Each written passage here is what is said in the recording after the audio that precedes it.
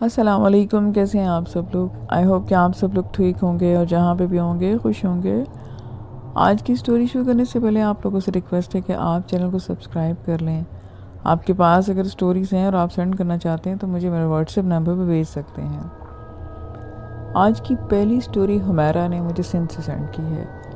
आए मैं आपको उन्हीं की ज़ुबानी सुनाती हूँ। मेरा नाम हुमैरा है, लेकिन मुझे सब प्यार से घर में हूर बुलाते थे। ये तकरीबन 6 साल पहले की बात है। मेरे हस्बैंड हामिद की पोस्टिंग सिंध में हुई। वो बैंक में थे और मेरे 3 बच्चे थे, 2 बेटे और 1 बेटी। बेटी बहुत छोटी थी, मेरी गोद में थी। हम वैसे जॉइंट फैमिली में रहते थे। तो जब हामिद की सिंध में पोस्टिंग आई तो मेरी सास ने भी मुझे इनके साथ जाने की इजाज़त दे दी और इस तरह से हम चले गए। हम पंजाब से सिंध गए थे। जो घर हामिद ने लिया था वो उनके एक दोस्त के रेफरेंस से हमें मिला था। उस घर में 2 कमरे नीचे थे, एक वॉशरूम था और किचन भी वहीं था। तकरीबन 2 ही कमरे इनके ऊपर भी थे। इर्द गिर्द आबादी बहुत कम थी। मेरे घर के 7 प्लॉट थे जो कि खाली थे और काफ़ी दूर एक घर था, यानी पास में कोई भी घर ना था। लेकिन सबसे बड़ी फैसिलिटी हमें ये थी कि मेरे हस्बैंड का बैंक करीब था, वॉकिंग डिस्टेंस पे था। हमारे घर के सहन में एक दरख्त था नीम का, जो कि बहुत ही पुराना लगता था। अलबत्ता घर की दीवारें बहुत ऊंची थी और इन पर कांच लगे हुए थे ताकि कोई अंदर ना आ सके। मेन डोर भी बहुत मजबूत और लोहे का बना हुआ था। खैर कुछ दिन तो सेटिंग में हमारे गुजर गए।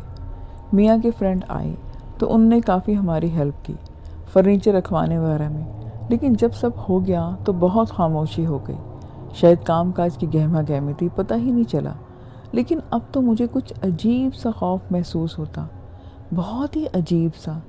फिर सोचा कि न्यू जगह है, शायद इसकी वजह ये है। बच्चे बहुत छोटे थे, इनके काम काज में दिन तो गुजर जाता, लेकिन रात बहुत कश्मकश में गुजरती। नींद तो आती ही ना थी।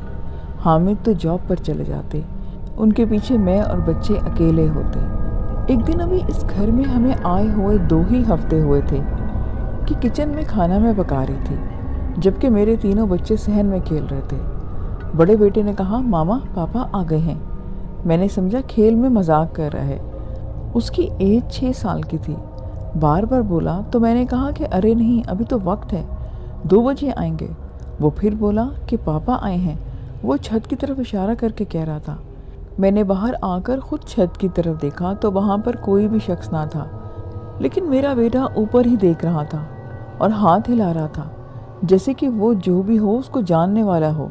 मैंने बेटे से पूछा कि ऊपर तो कोई भी नहीं है, लेकिन वो अचानक से बोला कि मामा पापा थे, आप ऊपर नहीं देख सकती।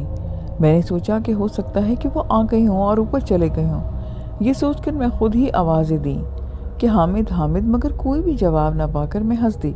सोचा कि बच्चे तो वैसे भी कुछ की कुछ कह देते हैं, लेकिन मैंने इस बात को ज़्यादा इम्पोर्टेंस ना दी। मेरी बेटी साल की हो चली थी। मैंने कुछ दिनों में नोट किया कि वो कभी कभी अकेले में नीम के दरख्त के पास खड़ी होकर हंसती है और तालियां मचाती है, जैसे कि कोई इसे खिला रहा हो। वो ऊपर देखती है। अक्सर रात को सोते वक्त मुझे यूं महसूस होता कि सहन में कोई चल रहा है, मगर इसको मैं अक्सर अपना वहम ही समझी। एक दिन मैंने अपनी अम्मी को फ़ोन पर बात की। पता नहीं क्यों मेरा दिल कभी कभी इस घर में खौफ खाने लगता था। अम्मी ने कहा कि तुम कलमा तैयबा का विर्द किया करो और नमाज के बाद किया करो। तुम अकेली हो, शायद इसलिए ऐसा फील करती हो। खैर एक दिन मेरा नमाज वाला दुपट्टा गुम हो गया। मैंने वुज़ू किया, कमरे में दुपट्टा लेने गई तो वो नहीं मिला। मैंने दूसरा दुपट्टा लिया और नमाज पढ़ी। बाद में मैं सफाई की और जब ऊपर के कमरे में गई तो मुझे छत वाले कमरे में वो मिला, वो भी कुछ मशकूक हालत में। दुपट्टे को किसी ने गांठ लगा रखी थी, जैसे कि फंदा बनाते हैं। ऊपर वाले कमरे में सिर्फ एक चारपाई और कुछ बक्से पड़े थे। मैं बहुत हैरान हुई कि आखिर ये किसने किया। बच्चे तो ऐसी गांठ नहीं लगा सकते और घर में कोई आया भी नहीं था। मैं नीचे आई तो मेरे बच्चे खेल रहे थे। शाम को जब हम इकट्ठे चाय पीने लगे तो मैंने हामिद से इस बात का जिक्र किया। वो बोले कि बच्चों ने किया होगा और इत्तफाकन गांठ लग गई होगी। तुम परेशान मत हो, ऐसा कुछ नहीं है। तुम भरे पूरे घर से आई हो, इधर अकेली हो, इसलिए तुम्हें खौफ आता है। वो बोले कि परेशान मत हो, इंशाल्लाह कुछ नहीं होता। खैर दूसरे दिन मैं सहन में झाड़ू दे रही थी। اور بچے میرے ٹی وی دیکھ رہے تھے۔ اچانک بڑا سا گول پتھر آ کر میرے پاس گرا۔ وہ پتھر تھا جو دریا کے کنارے میں پائے جاتے ہیں، گول قسم کا پتھر۔ اب یہ کہاں سے آیا؟ چھت سے دیوار سے تو ممکن نہیں تھا، کسی نے دیوار سے اندر پھینکا ہو۔ بہرحال سوچ یہ تھی کہ میں ڈر گئی تھی اور فوراً میں جھاڑو چھوڑ کر اندر بھاگ گئی اور دروازہ تک بند کر لیا۔ اب کی بار حامد بھی کچھ فکر مند سے نظر آئے تھے۔ بولے کہ مجبوری ہے، دیکھتا ہوں کہ کوئی آبادی کے قریب گھر موجود ہو۔ وہ بولے کہ میں تمہیں گھر میں فون کرتا رہوں گا اور خیریت پوچھتا رہوں گا۔ اس طرح سے اب حامد جب بینک میں ہوتے تو 3 سے 4 بار ہمیں کال کرتے اور خیریت ہماری پوچھتے۔ جمعرات کو میں نے ایک دن حامد سے بات کی اور ختم کے لیے کھیر بنانا شروع کی، تو بیٹی کمرے میں اکیلی سوئی ہوئی تھی اور میرے دونوں بیٹے موبائل سے کھیل رہے تھے۔ تو مجھے بیٹی کے ہنسنے کی آواز آئی۔ میں اندر گئی تو دیکھا وہ تالیاں بجا رہی ہے اور بہت ہنس رہی ہے، جیسے کہ کوئی اسے ہنسا رہا ہو، اور اس کا انداز بھی ایسا تھا کہ میں نے اسے بلایا تو بیٹی نے مجھے چونک کر دیکھا کہ میں آگے بڑھ کر اسے اٹھا لیا اور بہت پیار کیا۔ وہ توتلی زبان میں کچھ بول رہی تھی، بولی پاپا ماما وہ پاپا ہیں۔ میں بہت خوفزدہ تھی۔ میں نے اپنی امی کو سب بتایا۔ امی نے کہا کہ مجھے تو وہ گھر ٹھیک نہیں لگتا، کچھ نہ کچھ اس گھر میں ہے ضرور۔ شام کو تمہارے میاں آئیں تو ان سے بات کرو، سب بتاؤ، نہیں مانتا تو اس کی ماں سے بات کرو اور گھر میں قرآن پاک کا ختم دلاؤ۔ مغرب ہونے سے پہلے اگربتی جلایا کرو۔ امی تو ہدایتیں دے دے کر چپ ہو گئیں، لیکن اب میں خوفزدہ تھی۔ میں نے حامد کو سب بول دیا تھا۔ وہ بولے کہ تمہارا وہم ہے، کچھ دنوں تک سب سیٹ ہو جائے گا، لیکن میں مکان ڈھونڈ رہا ہوں، انشاءاللہ ضرور مل جائے گا۔ کچھ لوگوں کو میں نے کہا ہوا ہے تم صبر کرو، تم ڈرنا نہیں، کچھ نہیں ہوگا، بس آبادی نہیں ہے تو تم خوف محسوس کرتی ہو اور کچھ بھی نہیں ہے۔ یوں میں خاموش ہو گئی۔ اب میں کرتی بھی کیا؟ ایک رات میں نے خواب میں دیکھا کہ میری بیٹی میرب صحن میں کچھ بچوں کے درمیان کھڑی ہے۔ بچوں نے اس کے ارد گرد گھیرا بنایا ہوا ہے اور وہ ایک دوسرے کا ہاتھ پکڑ کر چکر لگا رہے ہیں، جبکہ میرب ہنس رہی ہے۔ میں سب دیکھ رہی ہوتی ہوں کہ اچانک بچے میرب کے گرد گھیرا تنگ کرتے جاتے ہیں اور پھر میرب چیختی ہے اور میری آنکھ کھل گئی۔ میں ڈر چکی تھی کیونکہ خواب ہی کچھ ایسا تھا۔ میں نماز کی پابند تو نہیں تھی، بس کچھ پڑھ ہی لیتی تھی، تو کبھی نہیں اور کبھی پڑھتی، لیکن اس گھر میں آ کر میں پابند ہو چکی تھی، لیکن پھر بھی کچھ نہ کچھ اس گھر میں عجیب ضرور ہوتا۔ ایک دن میرے گھر کی ڈور بیل بجی۔ میں سمجھی کہ حامد نے گھر میں کچھ سبزی ترکاری کی بھجوائی ہوگی، کیونکہ کبھی کبھی وہ بینک کے چپراسی کے ہاتھوں ایسا کرتے تھے، کچھ پکانے کے لیے بھجوا دیا کرتے تھے۔ دروازہ میں نے بنا پوچھے ہی کبھی نہیں کھولا تھا۔ پوچھنے پر زنانہ آواز آئی کہ میں ہوں، بوا اگلے گھر میں رہتی ہوں، سوچا کہ تم سے مل آؤں۔ میں نے دروازہ کھولا تو ایک بزرگ عورت کھڑی تھی، سفید چادر میں سلام کے بعد بولی کہ آپ کی میں پڑوسن ہوں۔ اب میں ان کو اندر لے کر آ گئی۔ میں نے ان کو پانی کا پوچھا تو وہ کہنے لگی کہ نہیں بیٹا، میں بس ملنے آئی ہوں، میں تو خود پرسوں گھر آئی ہوں، حیدرآباد میں تھی، بھائی کا میری ڈیتھ ہو چکی تھی، کل واپس آئی ہوں تو پتہ چلا کہ کوئی نئے کرایہ دار آئے ہیں، تو سوچا کہ مل آتی ہوں۔ ویسے تم لوگ کہاں سے آئے ہو اور مکان کس نے لے کر دیا آپ کو؟ میں نے سب بتایا کہ ہم پنجاب سے ہیں اور کیسے ملا مکان، ساری ڈیٹیل میں نے اس کو بتائی۔ وہ خاموش ہو گئی تھی اور بولی بیٹا تم لوگ اس شہر میں نئے ہو؟ میں نے ہاں کی۔ بزرگ خاتون کے چہرے پر عجیب سی پریشانی تھی۔ وہ بولی کہ دیکھو بیٹا، میں بہت عرصے سے ادھر ہی رہ رہی ہوں، کسی بھی چیز کی ضرورت ہو یا مدد ہو تو کوئی بات نہیں، میرا نمبر تم رکھو اور بس مجھے بتا دینا۔ میں اب پہلی ملاقات میں کیا بتاتی انہیں، بول دیا کہ جی سب خیریت ہے، تو مجھے کچھ ڈھارس سی ملی کہ چلو کبھی کبھی دل تنگ ہوگا تو بندہ ان سے ملنے چلا جاتا ہے اور کوئی تو ان کے آس پاس ہو۔ یوں ایک رات میں نے خواب میں دیکھا کہ چھت سے نیچے کچھ گرا ہے۔ جب میں قریب جاتی ہوں تو وہ میری بیٹی میرب ہے جو گری تھی اور وہ مر چکی ہے۔ میں چیخ کر اٹھ بیٹھی۔ بچے میرے سوئے تھے، سو وہ بھی ڈر گئے اور رونے لگ گئے، جبکہ حامد ڈرائنگ روم میں سوئے ہوئے تھے۔ میرب بہت چھوٹی تھی، وہ رات کو بار بار دودھ کے لیے اٹھتی تھی، تو حامد گدا ڈال کر ڈرائنگ روم میں سوتے تھے تاکہ ان کی نیند بار بار خراب نہ ہو اور صبح آرام سے سو کر جاب پر جا سکیں۔ وہ بھی اٹھ چکے تھے۔ میں نے ان کو خواب سنایا تو وہ بولے کہ اللہ خیر کرے گا، خواب ہے شیطان کی طرف سے آیا ہے، تم ڈرو مت۔ لیکن میں بہت ڈر چکی تھی، اس خواب نے تو میرے اوسان ہی خطا کر دیے تھے۔ میں میرب کو گود میں اٹھا کر بیٹھ گئی اور رونے لگ گئی تھی۔ حامد نے مجھے بہت پیار کیا اور تسلی دی، مگر وہ رات تو میرے لیے بہت ہی بھیانک تھی۔ حامد نے میرے لیے بینک سے 2 چھٹیاں بھی لے لیں۔ وہ کہنے لگے کہ ہم جب سے یہاں آئے ہیں باہر نہیں گئے، میں تمہیں باہر گھما لاتا ہوں۔ خیر 2 دن ہم نے بہت گھوما اور کھانا بھی باہر سے کھایا۔ میرا کچھ دل سنبھل چکا تھا، لیکن پھر حامد تیسرے دن اپنے بینک چلے گئے تو میرا دل گھبرا سا گیا۔ مجھے پورے گھر میں بہت سردی سی محسوس ہو رہی تھی، جبکہ موسم مارچ کا تھا۔ پھر عجیب سی گندی بدبو آنے لگی جیسے لیٹرین سے آتی ہے، جو صاف بھی نہ کی گئی ہوں۔ میں نے فوراً کلمہ طیبہ کا ورد شروع کر دیا۔ جیسے ہی بو ہولے ہولے ختم ہونے لگی، میں نے سوچا کہ ابھی تو حامد کے آنے میں بہت وقت ہے۔ صبح 2 بار سے ان کی کال بھی آئی تھی۔ اس وقت تو سب ٹھیک تھا۔ میں نے سوچا کہ ان خالہ کے گھر چلی جاؤں۔ میں نے ان کو فون کیا تو وہ بولی کہ ارے ہاں کیوں نہیں، تم آ جاؤ۔ میں نے میرب کو اٹھایا، چابیاں لیں، پرس لیا اور اس میں میرب کا دودھ پیمپر سب رکھے اور دروازے کو تالا لگا کر میں نکل پڑی۔ 10 منٹ کے بعد میں ان کے گھر میں تھی۔ ان کے گھر میں بچے بھی تھے۔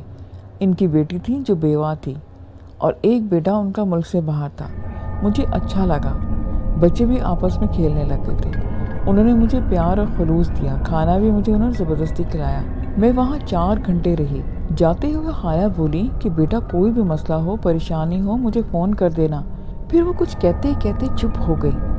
مجھے بھی گھر آنے کی جلدی تھی، جس کی وجہ سے میں ان کی بات نہ سن پائی، سو میں پیدل ہی چل پڑی۔ جیسے ہی دروازے کے پاس رکی تو میری نظر سامنے اوپر والے کمرے کی کھڑکی پر پڑی۔ وہاں سے کوئی ہمیں دیکھ رہا تھا اور پھر اچانک غائب ہو گیا۔ میں نے سمجھا حامد ہیں، شاید جلدی آ گئے ہوں گے۔ میں جلدی سے اندر آئی تو باہر سے بائک کی آواز سنائی دی۔ حامد بھی ہمارے پیچھے ہی آ گئے تھے۔ تو وہ کون تھا جو کھڑکی سے جھانک رہا تھا؟ سوچ کر میری تو سٹی گم ہو گئی۔ حامد اندر آئے تو ان کو میں نے سب بتایا۔ وہ اوپر بھی گئے، لیکن اوپر تو کوئی نہیں تھا۔ وہ بولے کہ کچھ نہیں، وہم ہوگا تمہارا، لیکن یہ میرا وہم نہیں تھا۔ حامد میری بات کو کبھی تسلی سے اور کبھی مذاق میں اڑا دیا کرتے تھے، جس سے میں اندر اندر کڑتی تھی کہ میری بات مانے، اس گھر میں کچھ ہے، لیکن نہیں۔ کبھی کہتے کہ مکان دیکھ رہا ہوں اور کبھی کہتے کہ کچھ نہیں ہوتا۔ میں ایک دن تنگ آ کر بول دیا کہ مجھے آپ واپس بھیج دیں، تو وہ بہت اداس ہو کر بولے کہ دیکھو حور، بات صاف سی ہے، میں تمہارے اور بچوں کے بنا نہیں رہ سکتا، میرا دل نہیں لگے گا۔ تو میں بھی خاموش ہو گئی۔ اب میں کیا کرتی؟ ایک دن خالہ ہمارے گھر آئیں اپنے پوتے پوتیوں کو لے کر۔ وہ فروٹس اور چاکلیٹ بھی لائیں تھیں۔ بولی بچے ایک دن میں اتنے اٹیچ ہو گئے تھے، کہتے ہیں کہ ہمیں جانا ہے۔ وہ بھی خوش ہو گئی تھی اور فٹافٹ خالہ کے لیے میں چائے کا انتظام کرنے لگ گئی۔ بچے اکٹھے ہو کر صحن میں کھیل رہے تھے۔ خالہ بھی صحن میں بیٹھی ہوئی تھی، جبکہ میں بیسن گھول رہی تھی پکوڑوں کے لیے۔ سوچا وہی بنا لیتی ہوں، اور دوسری طرف چائے کا پانی رکھا ہوا تھا۔ اچانک میرب کے رونے کی آواز آئی۔ میں جلدی سے باہر گئی تو سب بچوں نے میرب کو درمیان میں کھڑا کر کے دائرہ بنا رکھا تھا اور وہ دائرہ تنگ کرنے لگ گئے تھے۔ دائرہ تنگ کرتے کرتے میرب گھبرا گئی تھی۔ میں لپک کر گئی اور میرب کو اٹھا لیا تو وہ چپ ہو گئی۔ خالہ چائے پی کر واپس چلی گئیں، لیکن مجھے اپنا دیکھا ہوا خواب یاد آ گیا تھا، جو کچھ ایسا ہی تھا۔ میں نے اب حامد سے ذکر کرنا ہی چھوڑ دیا، کیونکہ انہوں نے میرا وہم ہی کہنا تھا یا مجھے تسلی ہی دینی تھی، جو کہ جھوٹی ہوتی، کہ میں مکان دیکھ رہا ہوں، لیکن اندر سے میں بہت خوفزدہ ہو گئی تھی۔ ہر نماز کے بعد میں آیات کا ورد کرتی، میں فون پر سورہ بقرہ لگاتی، اگربتی جلاتی تھی۔ دن میں بچوں کے کام کاج میں گزر جاتا، لیکن رات کو میں بہت کچھ محسوس کرتی۔ کبھی صحن میں کسی کے قدموں کی آہٹ، کبھی چھت پر جیسے کہ کوئی چل رہا ہو۔ اس ڈر اور خوف کے ساتھ دن گزار رہی تھی۔ بس اللہ تعالیٰ کی ذات کا ہی ساتھ تھا، ورنہ تو اس گھر میں دن رات گزارنا بہت مشکل تھا۔ حامد بھی سچے تھے، بچوں میں ان کی جان تھی اور گھر ملنا آسان کام نہیں تھا۔ ہم نے سیٹ بھی کر لیا تھا، اگر تبدیلی اتنی آسان نہیں تھی۔ میں بہت پریشان تھی۔ امی کہتی کہ واپس آ جاؤ، حامد کہتی ہم رہ نہیں سکتے اکیلے۔ آخر میں کیا کرتی؟ میں ان باتوں کا میرے پاس کوئی حل نہیں تھا۔ وہ خالہ ہمارے گھر آ جاتی تھی، بچے ان کی پوتے پوتیوں کے ساتھ کھیل لیتے، دن بھی گزر جاتا۔ جب حامد گھر پہنچتے تو مجھے فون کرتے تھے، میں بھی خالہ کے گھر سے نکل پڑتی۔ یوں دن بنا خوف کے گزر جاتا۔ رات کو کافی تھکاوٹ ہوتی، کیونکہ خالہ کے گھر سے کبھی کبھی ہم سیر کرنے بھی نکل جاتے تھے اور کبھی بازار۔ رات کو بچے بھی تھکے ہوتے تو بستر پر پڑتے ہی سو جاتے۔ میں نے سوچا کہ حامد ٹھیک کہتے تھے، میں شاید اکیلی تھی اور گھر میں رہتی تھی، تو اس لیے مجھے ایسا محسوس ہوتا۔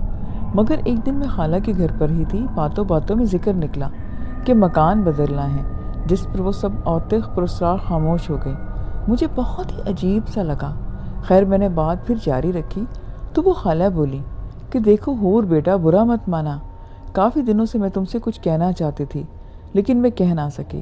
دیکھو تم برا مت ماننا بیٹا، وہ گھر آپ لوگ بدل لو تو اچھا ہے، دیر نہیں ہونی چاہیے، ابھی کچھ وقت ہے۔ پھر خود ہی بولی کہ بس بیٹا میں کیا بتاؤں، وہ گھر تو گزشتہ 20 سال سے خالی پڑا ہے، اس کا مالک مکان اسے بیچنا چاہتا ہے لیکن اس کا کوئی خریدنے کو تیار نہیں ہوتا۔ وہ اس آبادی میں پہلا گھر تعمیر ہوا تھا، جبکہ دوسرے نمبر پر ہمارا گھر بنا تھا۔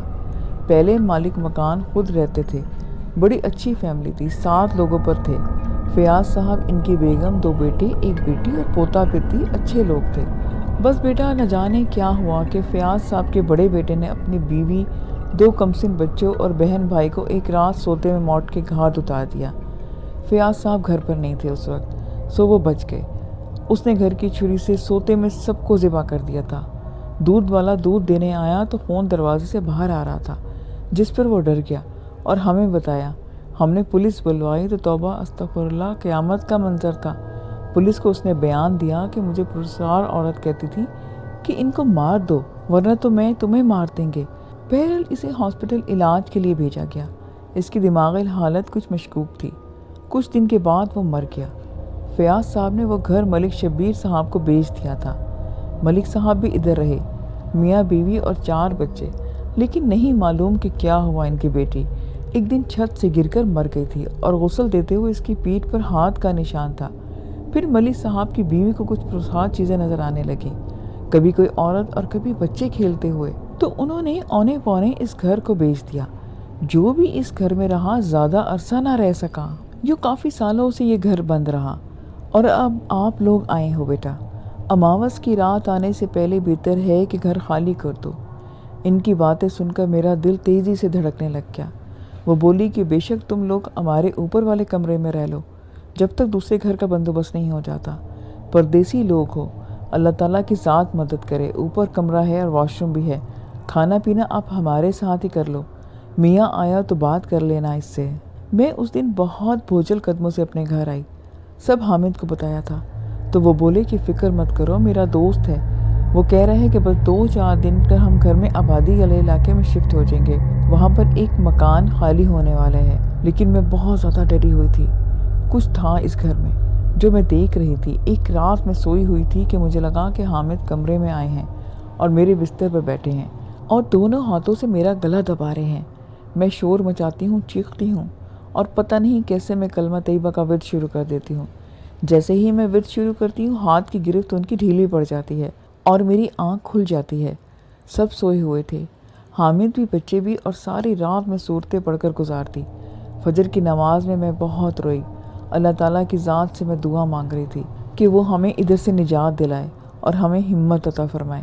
ابھی اماوس کی سیاہ کالی رات آنے میں وقت تھا، اس سے پہلے ہمیں یہاں سے نکلنا تھا۔ اب حامد بھی کچھ پریشان تھے۔ ہم گھر کا سامان تھوڑا تھوڑا سیٹ کر کے سمیٹ رہے تھے۔ میری یہ روٹین میں تھا کہ دن کو خالہ کے ہاں چلی جاتی، البتہ رات ہم اپنے گھر پر ہی بتاتے۔ خالہ کی آفر کو حامد نے رد کر دیا تھا، بقول ان کے کہ وہ اکیلی عورتیں ہیں اور اس طرح اچھا نہیں لگتا۔ بات ان کی بھی مجھے کچھ ٹھیک ہی لگی تھی۔ سو دن گزرتے گئے، لیکن بہت عجیب سی کشمکش میں مبتلا تھی۔